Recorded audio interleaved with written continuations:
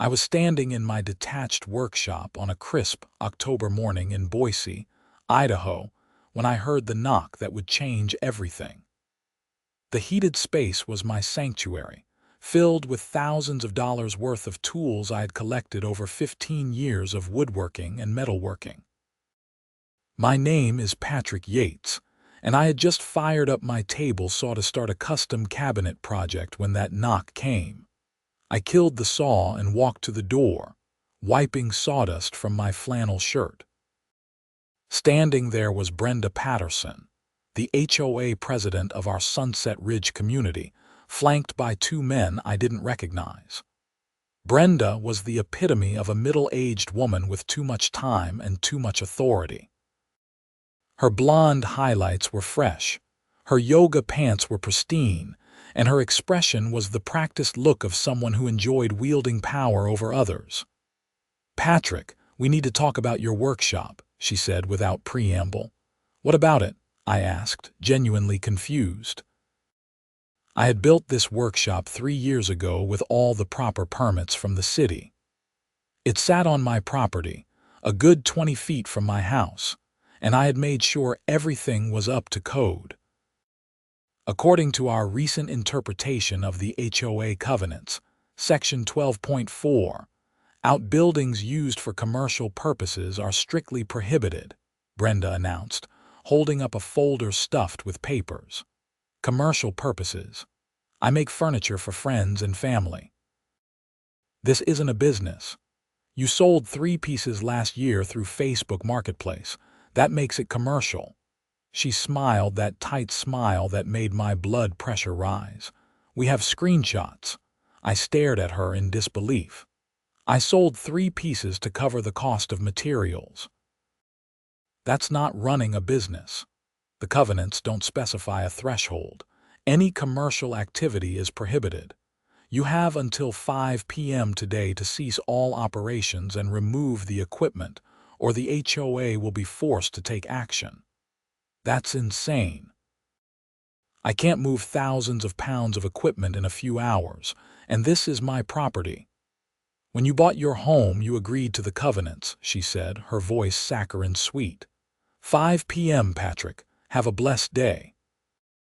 She turned and walked away with her 2 companions, leaving me standing in the doorway of my workshop, my mind racing.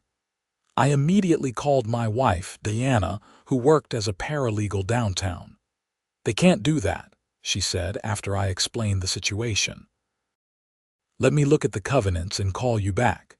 For the next few hours I tried to work but couldn't focus. My workshop contained a full set of professional-grade equipment. A saw-stop table saw worth $3,000, a Powermatic jointer, a jet bandsaw, a complete set of Festool power tools, my welding equipment, including a Miller TIG welder, hand tools that had belonged to my grandfather. The total value was easily over $40,000, and that wasn't counting the lumber I had drying, the half-finished projects, and the custom jigs I had built over years. Diana called back at 2 p.m. I read through the covenants. There is a section about commercial activity, but it's vague and would never hold up in court. The problem is, fighting them legally could take months or years. I'm calling an attorney who specializes in HOA disputes. What should I do until then? Document everything. Take photos. Make a detailed inventory. And whatever you do, don't let them onto your property without a court order. At exactly 5 p.m., I heard vehicles outside. I walked out to find Brenda, a sheriff's deputy, and a locksmith standing near my workshop. My stomach dropped. "Patrick, since you haven't complied with the HOA directive, we're exercising our right under the covenants to secure the property," Brenda announced. "You can't just lock me out of my own building," I protested. The deputy, a young guy who looked uncomfortable, stepped forward. "Sir, I'm here to keep the peace.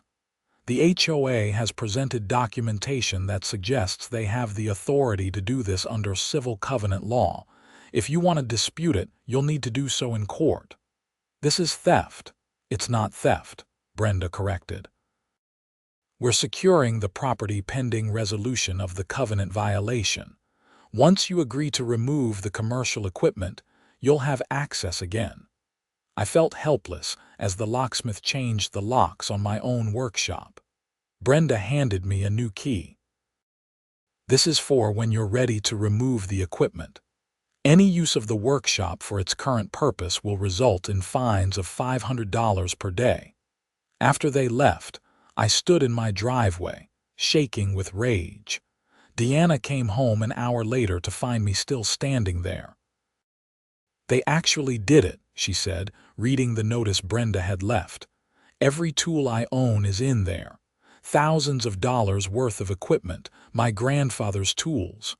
We'll fight this, Deanna promised. I have a call with Attorney Mitchell tomorrow morning. That night I barely slept. I kept thinking about my tools sitting unused in that building, about the projects I had promised to friends, about the violation of my property rights. The next morning, Deanna and I sat in the office of Robert Mitchell, an attorney who had handled dozens of HOA disputes in the Boise area. He was a heavy-set man in his 50s with a reputation for not backing down.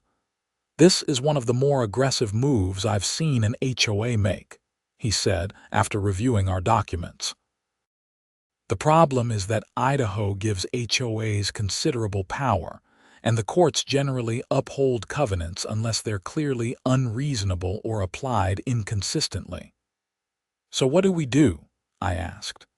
"We file an emergency motion to restore your access while we fight the underlying issue. But I need to be honest with you. This could take 6 months to a year to fully resolve, and legal fees will run into the tens of thousands." My heart sank. We had savings, but not that much. Isn't there another way? "We could try mediation, but from what you've told me about Brenda Patterson, I doubt she's interested in compromising." Diana and I exchanged glances. "File the motion," she said. "We can't let them get away with this." Over the next week, things got worse. I received a letter from the HOA stating that storage of equipment in the locked workshop was subject to storage fees of $50 per day. They also cited me for having an unsightly outbuilding and demanded I painted a different color to match recently updated community standards. "They're trying to bleed us dry," I told Diana as I read the latest notice. "Mitchell says the judge will hear our emergency motion in 3 days," she replied. "Just hold on." The hearing didn't go as planned. The judge, a stern woman named Barbara Hendricks, listened to both sides and then ruled that while the HOA's actions seemed harsh, they were technically within the scope of the covenants. She denied our emergency motion, but fast-tracked the main case to be heard in 60 days. 60 days. I said outside the courtroom, "That's 2 more months of storage fees." "Not to mention the legal bills," Deanna added quietly. That evening, I received a certified letter from the HOA. They were changing the locks again, and would no longer provide me with a key due to security concerns about equipment stored on community-secured property. If I wanted to remove my tools, I would need to provide 48 hours notice and pay all outstanding fees, which now totaled over $2,000. I called Mitchell immediately. "They're escalating. This is absolutely a lockout now. Did you get insurance coverage for the tools?" He asked. The question stopped me cold. "My homeowner's insurance. I mean, yes, I have coverage, but why?" "Because if the HOA is denying you access to your property and charging storage fees, they've essentially taken possession of it. You might have a claim for theft or conversion. And if your insurance company has to pay out for stolen property, they'll go after the HOA for reimbursement. Insurance companies have much deeper pockets for litigation than individual homeowners. You think my tools would be covered under theft? Potentially. You're being denied access to your own property without due process. Call your insurance company and explain the situation. Be detailed. If they agree it's a covered loss, this becomes their problem. I hung up and immediately looked up my insurance policy. I had a rider on my homeowner's insurance specifically for my tools because of their high value. Total coverage was $50,000 with replacement cost coverage, not actual cash value. I had pushed for that rider specifically because I knew how expensive it would be to replace everything. The next morning, I called Mountain States Insurance, my carrier. After being transferred 3 times, I reached a claims adjuster named Gary Hopkins. "Let me make sure I understand," Gary said after I explained everything. "The HOA has seized control of your building, changed the locks, and is refusing to give you access to your own property." "That's correct. I have all the documentation. And these tools, you have proof of ownership and value, receipts, photos, serial numbers, the works." "I'm meticulous about that stuff. Email everything to me. If this is what it sounds like, you have a valid claim for theft of personal property. We'll need to investigate, but if it's covered, we'll pay out the replacement value and then we'll subrogate against the HOA. Subrogate. We'll sue them to recover what we paid you. And trust me, insurance companies are very good at that." I spent the next 4 hours compiling every receipt, photo, and document I had regarding my tools. My detailed inventory spreadsheet that I had maintained for years proved invaluable. Every tool was listed with purchase date, price, serial number, and current replacement cost. I even had photos of the workshop interior showing all the equipment in place, time stamped from the week before the HOA locked me out. 2 days later, Gary called back. "Patrick, I've reviewed everything. I'm approving your claim. Based on your inventory and current replacement costs, we're issuing a check for $47,300. I nearly dropped the phone. "You're approving it, just like that. The documentation is solid and the situation is clear. You're being denied access to your property by a third party. That's theft under Idaho law, and it's a covered peril under your policy. The check will arrive in 3 to 5 business days. Use it to replace your tools." "What about the HOA?" "That's where it gets interesting for them," Gary said, and I could hear the smile in his voice. "Our legal team will be filing a subrogation claim against the HOA for the full amount we're paying you, plus interest, plus our legal costs. We'll also be pursuing the storage fees they're charging you and any other damages. HOAs have insurance too, but this kind of claim will hit them hard." After hanging up, I sat stunned for several minutes. Then I called Deanna at work. "They're paying the claim," she said, equally shocked. "All of it? $47,000. Gary said they'll go after the HOA for everything." "Patrick, this is huge. The HOA's insurance company will probably force them to settle, or their rates will go through the roof," I added. "Either way, they're going to pay for this." I immediately called Mitchell and told him the news. He laughed out loud. "That's perfect. When an insurance company gets involved in subrogation, HOAs typically fold fast. The board members can be held personally liable if the HOA's insurance doesn't cover it, and once they realize that, they usually settle quickly." The insurance check arrived 4 days later. I stood in my kitchen holding $47,300 and felt a mix of emotions. Yes, I could replace my tools, but these weren't just tools. Some had belonged to my grandfather. Others I had saved for months to buy. There were memories attached to each piece of equipment, but I also felt a sense of justice beginning. The HOA had overreached, and now they would face consequences. I started shopping immediately. The saw stop table saw was my first purchase. Then the Powermatic jointer, actually upgrading to a better model than I'd had. I bought a new bandsaw, new welding equipment, new hand tools. Some things I couldn't replace exactly. My grandfather's hand planes were unique, but the insurance company had valued those appropriately, and I bought the best modern equivalents I could find. Within 2 weeks, I had spent nearly the entire insurance payout on new equipment. Everything was sitting in my garage because I still couldn't access my workshop. But that was okay. I was documenting every new purchase, every receipt, every serial number.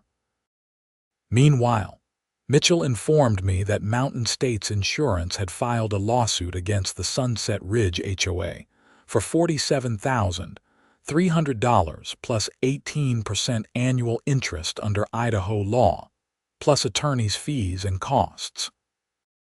They were also suing for the storage fees and demanding immediate access to the workshop. The HOA's insurance company responded already, Mitchell told me during a call. They're denying coverage because the HOA board acted outside their authority. That means the board members are personally on the hook. What does that mean exactly? It means Brenda Patterson and the other board members could be personally liable for the full amount of the judgment. That tends to focus minds very quickly. It took less than a week. I received a call from Mitchell on a Wednesday afternoon. Patrick, the HOA wants to settle. They're offering to return full access to your workshop immediately, waive all fees, and pay $20,000 in damages. The insurance company won't accept that, I said. They're owed $47,000 plus interest. Exactly. I told them that. The insurance company isn't interested in settling for less than full payment plus their legal costs, which are already substantial. The HOA's attorney sounded desperate. That desperation came to my door 2 days later. Brenda Patterson, looking significantly less put together than during her previous visits, knocked on my door with her attorney, a tired-looking man named Steve Carlson. "Patrick, can we talk?" Brenda asked, her voice lacking its usual condescending tone. I let them in and we sat in my living room. Deanna had taken off work to be there. "We made a mistake," Brenda started, and I could see how much the words cost her. "The board got overzealous in interpreting the covenants. We shouldn't have locked you out of your workshop. You think?" I said, unable to keep the sarcasm out of my voice. Steve, the attorney, cut in. "My clients are prepared to offer a settlement. Full access to your workshop immediately. All fees waived. A payment of $50,000 to cover your losses and inconvenience. The insurance company is owed $47,300 plus interest. That interest is accruing at 18% annually under Idaho code. Your $50,000 won't even cover that now," Deanna said. She had obviously done the math.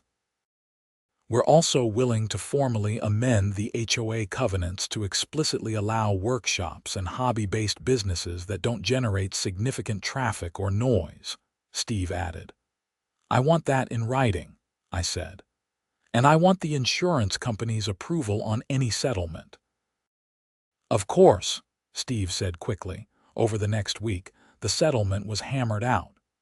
Mountain States Insurance agreed to accept $54,000 to cover their payout, accrued interest, and legal fees.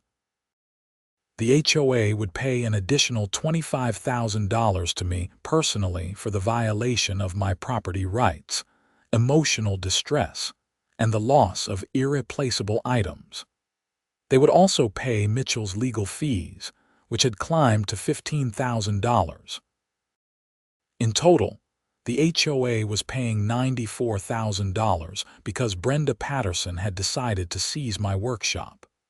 The covenants would be amended, and I would have complete freedom to use my workshop however I wanted. But the story doesn't end there.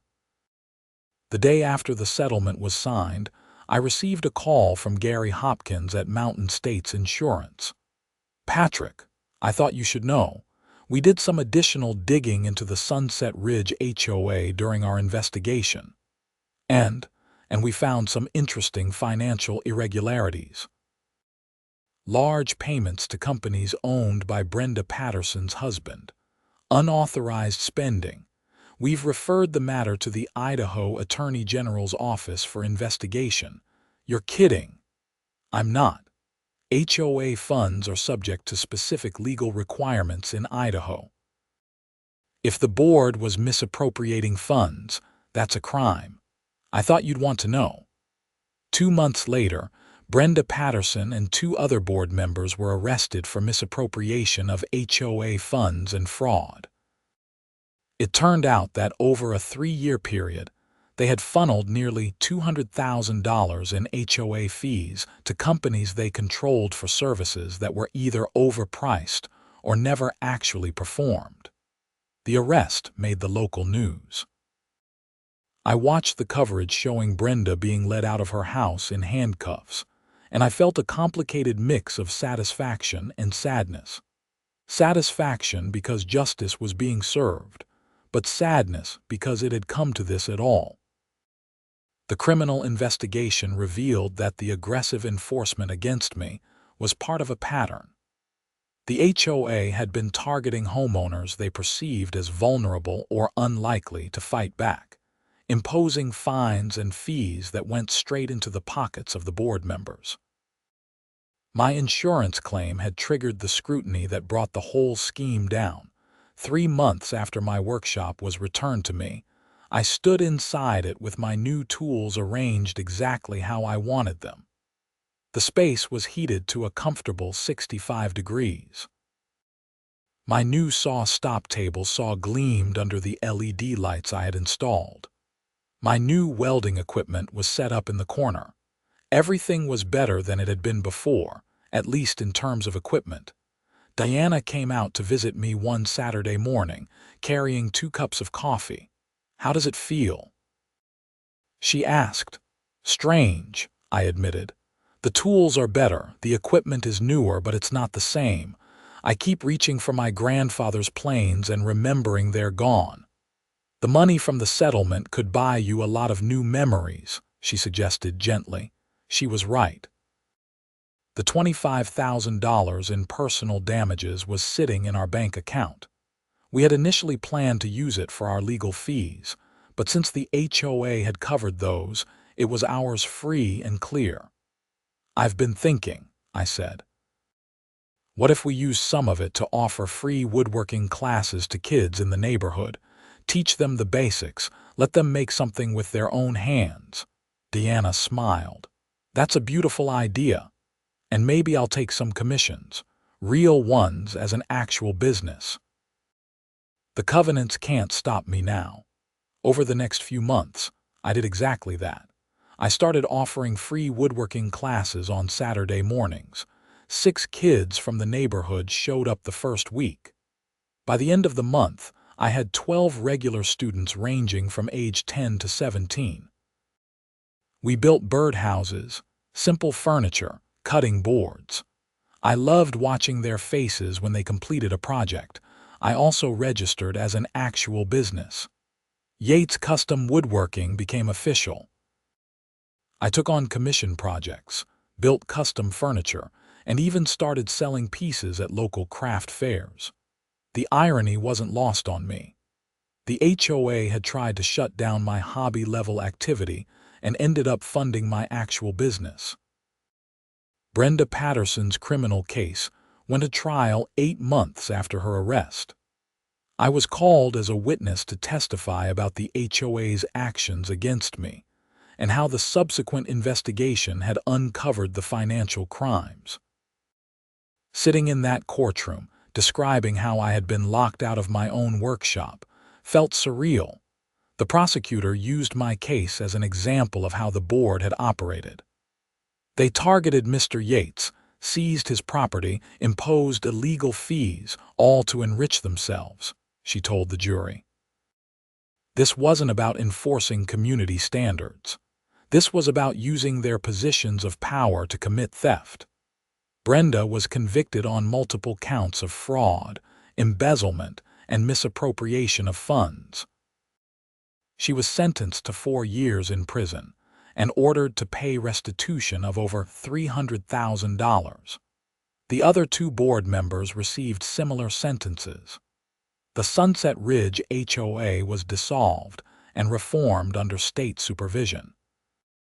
The new board was focused on actual community maintenance and reasonable rule enforcement. They sent a formal letter of apology to every homeowner who had been targeted by the previous board. 1 year after the initial seizure of my workshop, I stood at my table saw working on a custom dining table for a client who was paying me $4,000. Through the window, I could see 3 of my students working on projects of their own in my driveway. Business was good. My relationship with the neighborhood had improved. The legal battle was over. Diana came out with lunch. "Big day tomorrow," she said. She was right. The final settlement check from the HOA's insurance company was arriving. Due to the criminal convictions and additional damages awarded in civil court, I was receiving another $30,000. The insurance company had fought the HOA's carrier all the way, and they had won every argument. "What should we do with it?" I asked. "Well, we could take that vacation we've been talking about," Deanna suggested. "Or we could invest it, or you could expand the workshop." "I was thinking," I said slowly, "what if we set up a scholarship fund for kids who want to learn a trade but can't afford the tools or training?" Deanna looked at me for a long moment, then smiled. "You're a good man, Patrick Yates. I just remember being young and wanting to learn woodworking but not being able to afford decent tools. If my experience can help other people, then maybe something good came out of all this." We established the Sunset Ridge Trade Scholarship Fund with $25,000. The remaining $5,000 went into upgrading my workshop with better dust collection and ventilation. The scholarship would provide tools and training funds to young people in the Boise area who wanted to learn woodworking, metalworking, or other trades. The local news did a story about it. The reporter interviewed me in my workshop, surrounded by students. "A year ago, the HOA seized all your tools," she said. "Now you're helping others get their start. How does that feel?" "It feels like justice," I said. "Not just legal justice, but real justice." The HOA tried to shut me down, and instead, they ended up funding something bigger than my hobby ever was. They funded a business, education for kids, and a scholarship fund. Their attempt to control me backfired in every possible way. The story aired on a Friday evening. By Monday morning, I had received dozens of emails from people wanting to contribute to the scholarship fund or sign their kids up for classes. 3 local tool companies offered to donate equipment. A retired machinist wanted to volunteer to teach metalworking classes. What Brenda Patterson had meant for harm had turned into something genuinely good for the community, but the legal ramifications continued. The HOA's insurance company, after paying out hundreds of thousands in settlements and judgments, sued the former board members personally. They also sued Brenda's husband's companies to recover the fraudulently obtained funds. Those civil suits would continue for years, but they weren't my problem anymore. My problem was the good kind. Too many students wanting classes, too many commission requests, too much success. I hired my first employee, a young guy named Marcus who had just graduated from a trade school program. He was talented, enthusiastic, and needed the work. I paid him well and taught him everything I knew about custom woodworking. "This is an amazing setup," Marcus said on his first day, looking around the workshop. "How long did it take you to build all this?" "Well," I said, "that's a complicated story, but the short version is that sometimes the worst things that happen to you end up leading to the best outcomes." I told him the whole story as we worked that day. His eyes got wider as I explained about the HOA seizure, the insurance claim, the criminal investigation, and everything that followed.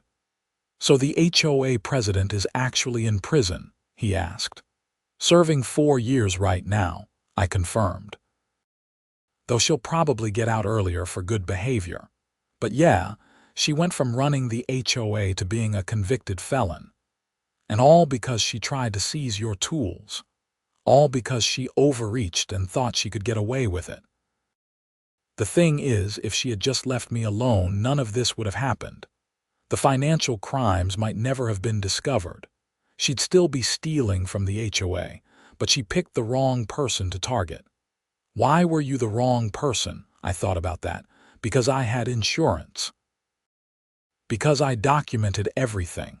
Because my wife works in the legal field and knew what steps to take. And honestly, because I was stubborn enough to fight instead of just accepting it.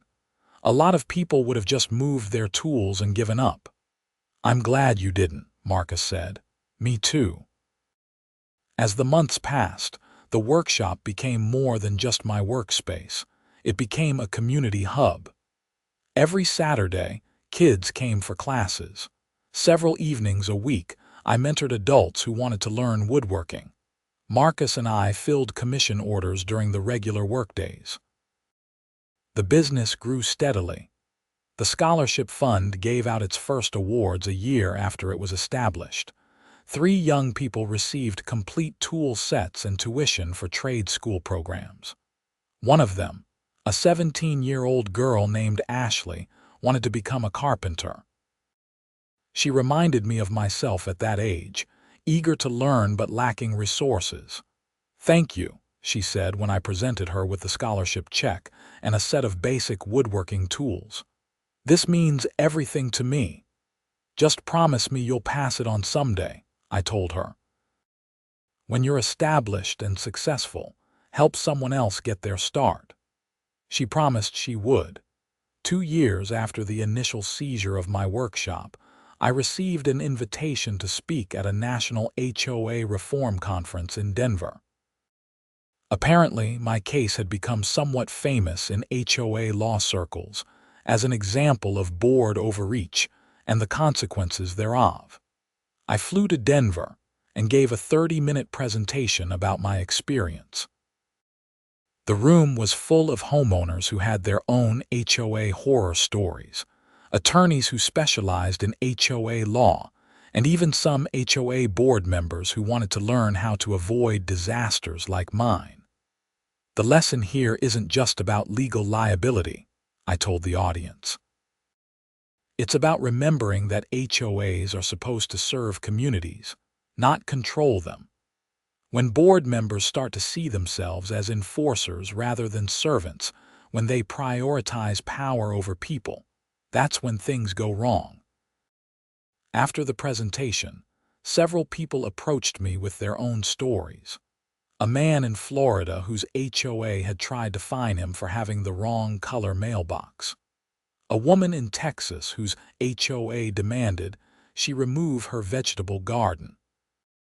An elderly couple in Arizona whose HOA was trying to force them to replace their roof at a cost of $40,000, even though their current roof was in perfect condition. The stories were endless, and many of them were outrageous. But they all had a common theme: HOA boards that had forgotten their purpose and drunk their own power. "What did you do?" the Florida man asked me. "I mean, besides the insurance claim, how did you emotionally handle it?" "I focused on what I could control," I told him honestly. I couldn't control what the HOA did, but I could control my response. I could document everything, follow proper legal procedures, and use the system as it was designed to be used. And when I won, I chose to turn the experience into something positive rather than staying bitter. "But aren't you angry about losing your grandfather's tools?" "Every day," I admitted. "Those are irreplaceable, but being angry doesn't bring them back. What brings me peace is knowing that my grandfather would be proud of how I handled this situation and what I built from it. Flying home from Denver, I thought about how much had changed in 2 years. I had gone from a hobbyist woodworker who occasionally sold a piece to support his hobby to a successful small business owner with an employee, students, and a scholarship fund. I had gone from being a victim of HOA overreach to being an advocate for HOA reform. And Brenda Patterson had gone from HOA president to convicted felon. The irony was almost too perfect. Back in Boise, life continued. My business grew. I hired a second employee, a retired veteran named Tom who was looking for meaningful work. The scholarship fund expanded with donations from local businesses. My Saturday classes had a waiting list. Deanna and I used some of the money from the settlements to finally take that vacation we had talked about. We spent 2 weeks in Italy, touring the country and eating amazing food. It was exactly what we needed. When we returned, there was a letter waiting for me. It was from Brenda Patterson. I stared at the envelope for a long time before opening it. Deanna watched me from across the kitchen table. "Are you going to read it?" she asked. "I don't know if I want to." "You should. You've come this far." I opened the envelope. The letter was handwritten on plain paper. Brenda's handwriting was neat and controlled. "Dear Patrick," it began. "I am writing to you from the Idaho Correctional Institution where I am currently serving my sentence. I want to apologize for what I did to you. I let my position as HOA president go to my head. I convinced myself that I was protecting the community, when really I was just trying to control everything and everyone around me. What I did to your workshop was wrong. It was an abuse of power, and it triggered the investigation that revealed all my other wrongdoing. In a strange way, you saved the community by standing up to me. Many other homeowners had been quietly paying my illegal fees and fines for years. If you hadn't fought back, I would have continued stealing from the community indefinitely. I don't expect your forgiveness. I just wanted you to know that I understand what I did was wrong and I am truly sorry. I hope you've been able to rebuild and move on with your life. Sincerely, Brenda Patterson." I read the letter twice, then handed it to Deanna. "Wow," she said after reading it. "Do you believe her?" "I think I do," I said slowly. "I think being in prison has given her time to think about what she did and why. I think she genuinely regrets it. Are you going to respond? Maybe. I need to think about it." I carried that letter with me for a week, reading it occasionally, thinking about what to say in response. Finally, I sat down and wrote back. "Dear Brenda, thank you for your letter and your apology. I accept it. What you did was wrong, but I believe people can change and grow from their mistakes. I hope your time in prison helps you become a better person. You should know that the situation you created, while difficult at the time, ultimately led to positive outcomes. My business is thriving. I'm teaching woodworking to kids in the community. I started a scholarship fund to help young people learn trades. In a way, your actions forced me to grow and expand in ways I might never have otherwise. I'm not grateful for what you did, but I am grateful for what I learned about myself through the process. I learned that I'm stronger than I thought, that standing up for what's right matters, and that good can come from bad situations if you choose to make it so. I wish you well in your rehabilitation. When you get out, if you ever want to see what grew from the seeds you inadvertently planted, you're welcome to visit my workshop. Not to take my tools this time, but to see what became possible because I fought back. Patrick Yates." I mailed the letter and felt a weight lift from my shoulders.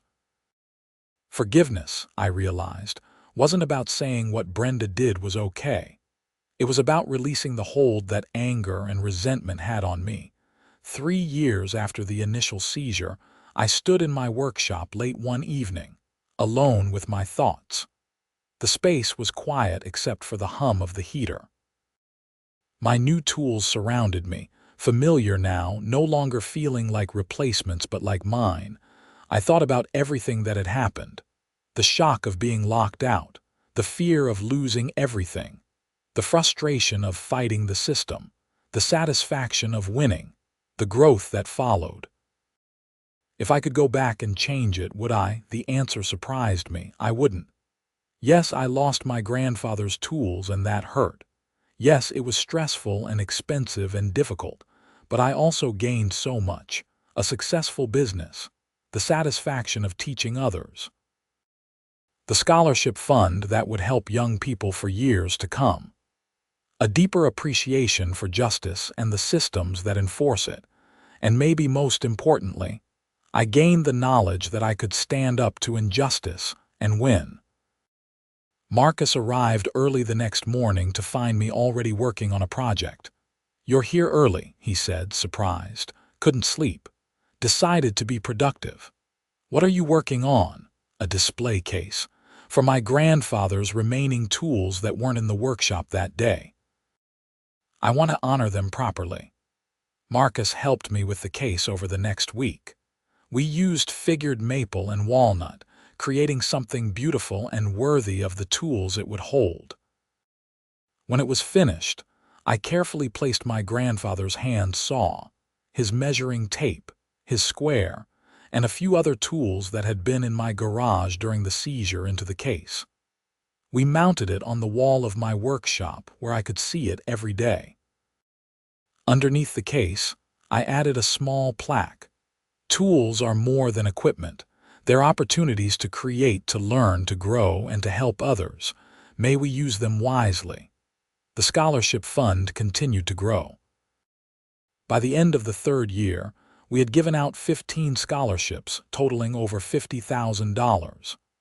Ashley, the first recipient, had completed her carpentry apprenticeship and was working for a major construction company in Boise. She volunteered to teach classes at my workshop on her days off. "I want to give back," she told me, "like you did for me." The cycle was continuing, just as I had hoped. The Sunset Ridge HOA, under new leadership, became a model for how HOAs should operate. They focused on actual maintenance and safety issues rather than nitpicky rule enforcement. They published transparent budgets. They held regular open meetings where homeowners could voice concerns. Property values in the neighborhood increased as word spread that we had a reasonable, functional HOA. Several news outlets did follow-up stories about my case and the transformation of the community. I became something of a reluctant spokesperson for HOA reform. I testified before the Idaho State Legislature when they considered new laws to regulate HOA behavior and protect homeowners from board overreach. Some of those laws passed. Idaho now requires HOAs to provide detailed financial reports to homeowners quarterly. Board members can be held personally liable for actions taken outside their authority. Homeowners have clearer processes for appealing HOA decisions. And significantly, HOAs cannot seize property or restrict access to property without a court order. My case had helped change the law. That felt good. 4 years after the seizure, I received word that Brenda Patterson was being released from prison early for good behavior. She had served 2.5 years of her 4-year sentence. I wondered if she would take me up on my offer to visit the workshop. She did. On a Saturday afternoon, while I was teaching a class to a group of teenagers, Brenda showed up. She looked different, older, more worn, but also somehow softer. The hardness that had characterized her before was gone. The class was just finishing up when she arrived. She stood outside, waiting until the students had left. "Patrick," she said simply when I approached her. "Brenda, welcome." I invited her into the workshop. She looked around at the equipment, the projects in progress, the The photos on the wall of students with their completed work, the scholarship award certificates framed and displayed. "This is amazing," she said quietly. "When I wrote you, I hoped you had rebuilt. But this is so much more than I imagined." "It grew beyond what I imagined too," I admitted. "When you seized my tools, I was just a guy with a hobby. Now I have a business, employees, students, a scholarship fund. You forced me to grow." "I destroyed your grandfather's tools," she said, her voice breaking. "I can never give those back." "No, you can't. And I won't pretend that doesn't hurt, but I've chosen to focus on what I gained rather than what I lost." We talked for over an hour. Brenda told me about her time in prison, the therapy she had received, the accountability work she had done. She talked about her divorce, her estrangement from her adult children who were angry about what she had done, and her plans to rebuild her life. "I'm working as a cashier at a grocery store," she said. "It's humbling after being an HOA president, but it's honest work and I'm grateful for it." "What will you do long term?" I asked. "I don't know. I'm 52 years old with a criminal record. My options are limited. But I'm working with a re-entry program that helps people find jobs and housing after prison. I'm taking it one day at a time." Before she left, I made her an offer. "We donate extra tools and materials to a local nonprofit that teaches job skills to people re-entering the community after incarceration. If you're interested, I could arrange for you to take some classes there. Learn a skill, maybe even find a career path." She looked at me with tears in her eyes. "Why would you do that for me?" "Because everyone deserves a second chance. Because holding on to anger hurts me more than it hurts you. And because the whole point of this place is to help people learn and grow. That includes you." Brenda took me up on the offer. She enrolled in classes at the nonprofit and discovered she had a talent for refinishing furniture. 6 months later, she was working part-time for a local antique restoration shop. She sent me a photo of her first major project, a Victorian-era dresser she had completely restored. "It was beautiful work. Thank you for giving me a chance," her note said. "You didn't have to, and I didn't deserve it, but I'm grateful." 5 years after the initial seizure, I stood in my workshop preparing for a local news interview. The reporter wanted to do a 5-year anniversary piece about how the case had changed HOA law in Idaho and transformed my life. "Tell me," the reporter asked as we sat surrounded by tools and half-finished projects, "if you could go back and talk to yourself on that day when Brenda first knocked on your door, what would you say?" I thought about it carefully. "I'd tell myself that this is going to be hard, but you're going to be okay. I'd tell myself to document everything, trust the legal system even when it seems slow, and believe that justice will prevail. And I'd tell myself that sometimes the worst things that happen to us open doors we didn't even know existed." "Do you have any remaining anger toward Brenda Patterson or the HOA?" "No. The anger served a purpose for a while. It motivated me to fight back and stand up for my rights. But holding on to it long term would have only poisoned me. Brenda paid for her crimes legally. She's doing the work to become a better person. The HOA was reformed. Justice was served. I chose to move forward rather than staying stuck in the past." "What's next for you and the workshop?" "Growth. Always growth. We're expanding the scholarship fund nationally. I'm writing a book about my experience and what I learned about standing up to institutional overreach. And I'm opening a second workshop location to accommodate more students and take on larger projects. The business keeps growing, and I'm grateful for every opportunity."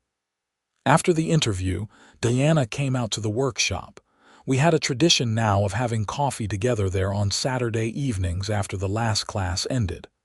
"Good interview?" she asked, handing me a cup. "I think so." "They'll air it next week." We sat in comfortable silence for a few minutes, surrounded by sawdust and the smell of wood and machine oil. "You ever regret not just complying with the HOA that first day?" Deanna asked. "Moving the tools, avoiding the whole fight?" "Never. If I had complied, I would have lost my workshop anyway. They would have won. And more importantly, they would have continued targeting other homeowners. Fighting back was the right thing to do, even though it was hard." "I'm proud of you," she said. "Not just for winning, but for how you won. You didn't just defeat the HOA legally. You transformed something negative into something genuinely positive for the community." "We did it together," I reminded her. "You were with me every step of the way." The sun was setting through the workshop windows, casting long shadows across the floor. My tools gleamed in the fading light. Outside, I could hear kids playing in the neighborhood. Life was good. The final chapter of the legal saga closed 6 months later when the last of the civil suits was settled. Brenda's ex-husband's companies paid a substantial settlement to the HOA's insurance company. Every homeowner who had been overcharged or illegally fined during the previous board's tenure received restitution. The total payout exceeded $400,000. The new HOA board used the remaining settlement money to make real improvements to the community. They repaved roads, updated the playground, and installed new streetlights. The neighborhood genuinely improved. I received a letter from the HOA thanking me for my role in exposing the corruption and reforming the system. It was signed by all 7 new board members. "Thanks to your courage in standing up to the previous board, our community is stronger and more transparent," the letter read. "You could have simply moved away or accepted the injustice. Instead, you fought back and made things better for everyone. We are grateful." I framed that letter and hung it in my workshop next to my grandfather's tool display case. 7 years after the seizure, I stood at a podium in Washington, D.C., testifying before a congressional committee considering federal HOA reform legislation. My case, along with several others, had drawn national attention to the problem of HOA overreach and lack of accountability. "Homeowners associations serve an important function," I told the committee. "But they need oversight and accountability. Board members need to understand they are servants of the community, not rulers. And homeowners need clear, accessible paths to challenge unfair or illegal actions. What happened to me happens to thousands of Americans every year in different forms. We can do better." The committee asked thoughtful questions. Several members shared HOA horror stories from their own constituents. The testimony lasted 2 hours. I don't know if federal legislation will pass. The politics are complicated, but at least the conversation is happening at the national level now. That's progress. Back in Boise, my workshop continues to thrive. Marcus is now my business partner. Tom, the retired veteran, trains new employees.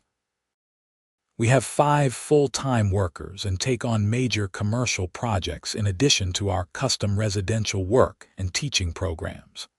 The scholarship fund has given out over $200,000 in total awards. Recipients have gone on to successful careers in carpentry, welding, electrical work, plumbing, and other trades.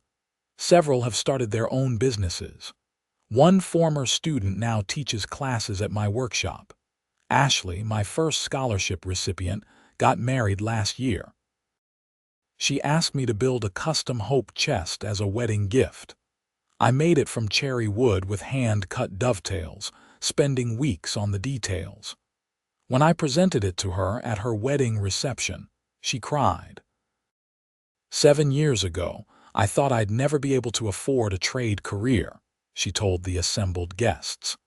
Patrick's scholarship gave me the tools and training I needed. Now I'm a journeyman carpenter making good money doing work I love. And it all started because he turned a bad situation into something good. That's what I want to do with my life too. Take the bad and make it good. That might be the best legacy of this whole experience. Not the legal precedent or the reform legislation or even my successful business. The best legacy is inspiring others to turn bad situations into good outcomes. I still think about my grandfather's tools sometimes. Late at night, when the workshop is quiet and I'm alone with my thoughts, I miss them. But I've come to peace with their loss. They served their purpose in his hands and in mine. Now these new tools are serving their purpose too, and maybe that's the lesson in all of this. Tools are just tools. What matters is what we build with them. The physical objects can be replaced. The knowledge, the skills, the determination to create something meaningful cannot. Brenda Patterson came to my workshop last month for the first time in 2 years. She brought a small jewelry box she had made in her furniture refinishing class.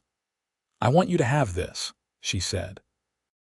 "I know it doesn't make up for what I took from you, but it's my way of saying that I've learned the value of creating instead of destroying, of building up instead of tearing down." The box was beautiful. Walnut with maple inlay, hand-rubbed finish, perfectly fitted joints. Real craftsmanship. "This is good work," I told her honestly. "I had a good example to follow," she said. "Not just your skills, but your character. You could have stayed angry at me forever and no one would have blamed you. Instead, you showed me grace. That changed my life more than the prison sentence did." Deanna and I have the jewelry box on our dresser now. It holds some of her grandmother's jewelry and serves as a daily reminder that people can change, that grace matters, and that good can come from the most unlikely sources. 9 years after the seizure, I'm 51 years old. My business is established and successful. My reputation in the community is strong. The scholarship fund is endowed and will continue helping young people long after I'm gone. The legal reforms inspired by my case have helped countless other homeowners across Idaho and beyond. I still love woodworking, still find peace in the sound of a saw cutting through hardwood, the smell of fresh sawdust, the satisfaction of a perfectly fitted joint. My workshop remains my sanctuary, but now it's a sanctuary I share with others. Last week, a young couple moved into the neighborhood. They knocked on my door Saturday morning, interrupting my coffee. "We heard about your woodworking classes," the man said. "We just bought this house and we want to learn how to build furniture ourselves instead of buying cheap stuff that falls apart. Come by next Saturday at 9 a.m., I told them. "Bring safety glasses and a willingness to learn. Everything else I'll provide." They showed up exactly on time, eager and nervous. I started them on a simple project, a small side table. As I showed them how to measure and cut, how to join pieces together, how to sand and finish, I felt that familiar satisfaction. This is what it's all about. Not the tools or the equipment or even the final products. It's about passing on knowledge, helping people discover they can create with their own hands, building community one project at a time. The HOA seized my tools 9 years ago. They thought they were punishing me for a minor covenant violation. They thought they were exercising their authority and teaching me a lesson about who was in charge. Instead, they gave me the push I needed to transform my hobby into a business, my personal skills into community education, and my individual experience into legal reform that helps others. They forced me to grow beyond what I thought I was capable of. Sometimes the worst things that happen to us are actually strange blessings in disguise. We don't see it at the time. In the moment, it just feels like loss and injustice and pain. But if we respond with integrity, if we fight back when fighting back is right, if we turn our pain into purpose, then even the worst situations can lead to the best outcomes. My grandfather's tools are gone, but his legacy lives on in everything I do. He taught me the value of craftsmanship, patience, and precision. He taught me that good work matters. And in fighting to replace his tools in building this business and scholarship fund and community, I've honored him better than I ever could have by simply keeping his old hand planes locked away in a cabinet. I stand in my workshop tonight, alone with my thoughts. The heater hums softly. My tools are clean and organized, ready for tomorrow's work. Through the window, I can see lights in my neighbors' houses.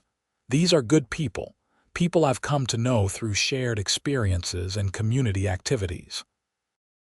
The HOA that tried to destroy my workshop inadvertently helped me build something far greater.